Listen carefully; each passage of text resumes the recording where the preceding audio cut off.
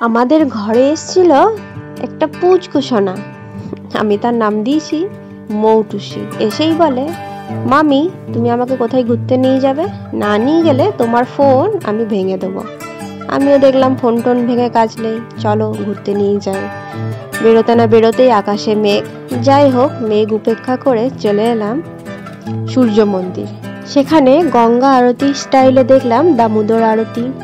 সূর্যদেবের কাছে প্রণাম করে আশীর্বাদ নিয়ে আর আইসক্রিম বাদাম ভাজা খেতে খেতে আমরা বেরিয়ে গেলাম সিটি সেন্টারের উদ্দেশ্যে। রাস্তায় যেতে যেতে দেখি পুটকু ঘুমাচ্ছে। মাঝ রাস্তায় আবার জল নেমে যায়। কোনো রকমে আধ ভেজা হয়ে দাঁড়ালাম ফ্লাইওভারের নিচে। এটাই রক্ষা যে পুটু ভেজেনি। যাই হোক, খানিক তো বৃষ্টি হলো। তারপরে চলে এলাম সোজাই জাংশন। সেখানে বেরু বেরু করছি। পুটুর সে কি আনন্দ, প্রথম এসকেলেটরে চাপছে। তারপরে প্রচুর খিদে পেয়ে গেছিল, তাই চলে এলাম উপরের ফুড কোর্টে। সেখানে অর্ডার দিলাম। আর পুটু সেখানে খাচ্ছিল দুধ। ও তো দুধ খাবে না, বড় বিরক্ত। তারপরে যেই মোমো এলো অমনি মায়ের কাছে প্রতিবাদ, আমিও মোমো খাবো। কিন্তু যাই হোক, মোমো দেওয়া হয়নি, তার বদলে তাকে খানিক গাড়িতে চাপিয়ে ঘুরিয়ে দেওয়া হয়েছে। সেতেই সে খুশি। তারপরে পায়ে পায়ে আবার চলে এলাম রেস্টুরেন্টে। অনেক রাত, ভাবছিলাম রেস্টুরেন্টে আর অর্ডার নেবে কিনা।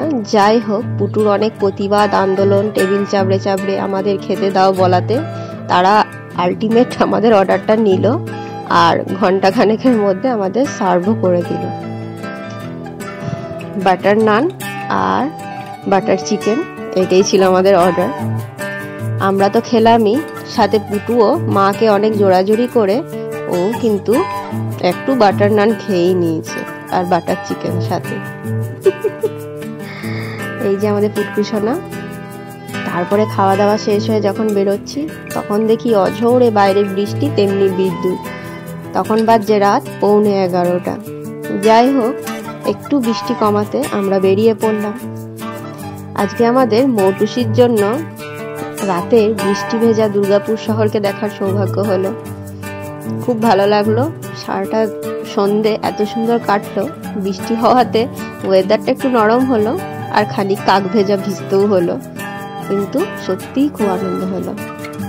বৃষ্টি স্নাত মধ্যরাতে চুপ করে নিরিবিলিতে দাঁড়িয়ে থাকা রাতের দুর্গাপুর শহর কেমন লাগে তা দেখার সৌভাগ্য হলো একমাত্র আমাদের পুচকু মৌটুসির জন্য।